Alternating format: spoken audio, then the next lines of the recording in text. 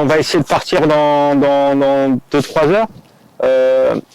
On est obligé de, quand on fait une escale pendant la course, on est obligé de rester minimum 24 heures à quai pour éviter qu'on s'arrête trop souvent autour du monde. Voilà, donc c'est un peu la punition de s'arrêter 24 heures quand on a une escale. Par contre, je peux rester 36 heures, 48 heures plus longtemps si le problème n'est pas résolu et que le bateau n'est pas en sécurité. Je ne suis pas obligé de repartir au bout de 24 heures. Je peux rester plus longtemps si je veux. Bon, en fait, j'ai passé tout mon temps au bateau. En arrivant ici avec l'équipe, on a été manger un bon burger à un restaurant rapidement hier soir, mais on a continué de travailler toute la nuit dans le bateau. J'ai dormi dans le bateau. Je vais aller faire des courses pour reprendre du frais à bord, des fruits, des légumes.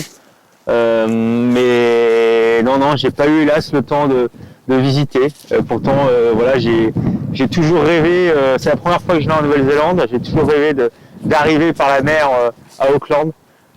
J'ai participé 2 fois à The Ocean Race et j'avais pas fait l'escale pour arriver à Auckland et en Nouvelle-Zélande et c'était un rêve dans ma vie. Donc le rêve n'est pas encore entièrement réalisé, c'est que j'arrive par la voile en Nouvelle-Zélande, mais voilà, j'espère revenir. Ça ressemble un peu à la Bretagne, d'où je viens, à l'ouest de la France. On peut avoir des conditions assez similaires. Mais c'est vrai qu'il fait froid là pour un été. Je ne pense pas que notre température chez nous descend aussi basse en été, mais ça me rappelle la Bretagne. Qu'est-ce que j'ai envie de dire à mes amis français? Merci de nous soutenir. On a reçu pas mal de messages sympathiques. Voilà, j'ai hâte de reprendre la mer pour terminer ce tour du monde et arriver à Brest. Et puis je donne surtout rendez-vous à tout le monde à Brest pour une grande fête. On est parti avec Gilles parce qu'il y avait une possibilité d'escale, mais on n'était pas encore certain le jeudi matin. Et vendredi, quand on était entre Los Angeles et Auckland, là ça s'est confirmé parce que les conditions ont fait qu'il fallait qu'on intervienne. Donc on était prêts. On savait pas encore si le bateau allait arriver ou pas, mais on était prêts, quoi. On a préparé un petit peu de matériel par rapport à ce qui nous avait donné comme information sur les avaries qu'il avait à bord. Mais après, c'est vrai que comme la décision définitive de s'arrêter est arrivée en cours de route, il a fallu un petit peu improviser avec le matériel qu'on avait et sur le bateau et à terre avec les contacts qu'on avait eus sur Dunedin pour pouvoir mettre en œuvre les réparations sur les avaries d'Anthony en tout cas. Voilà. Ça demande de l'engagement, de l'énergie. Après, on a à cœur d'accompagner Anto, même s'il est en solitaire sur le bateau. On veut qu'il sache qu'on est derrière lui et que s'il a besoin, on est là. Donc on intervient quand il faut, quoi. On se pose pas trop de questions, on y va.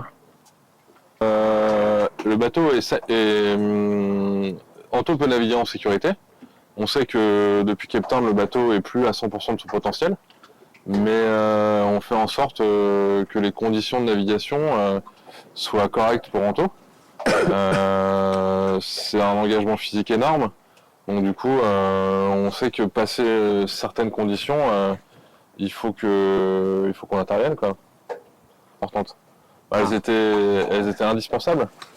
Les réparations étaient indispensables, sinon Anto ne serait pas arrêté. Je pense qu'il préférerait être en mer déjà avec 3 jours d'avance. Donc et puis même mentalement pour lui, de repartir, c'est compliqué. Donc du coup, il l'a pas fait de gaieté de cœur. Donc s'il n'avait pas eu besoin de s'arrêter, il ne serait pas arrêté. Anto, plein d'énergie. Avec la volonté qu'on s'organise et qu'on soit le plus efficace possible. Et puis il nous a accompagnés quand même une bonne partie de la soirée avant d'aller dormir. Avant de faire une bonne sieste. Et puis voilà, et puis il nous a beaucoup aidé. Sans Anto, on n'aurait pas pu faire autant de boulot. Donc plein d'énergie. Skipper et technicien.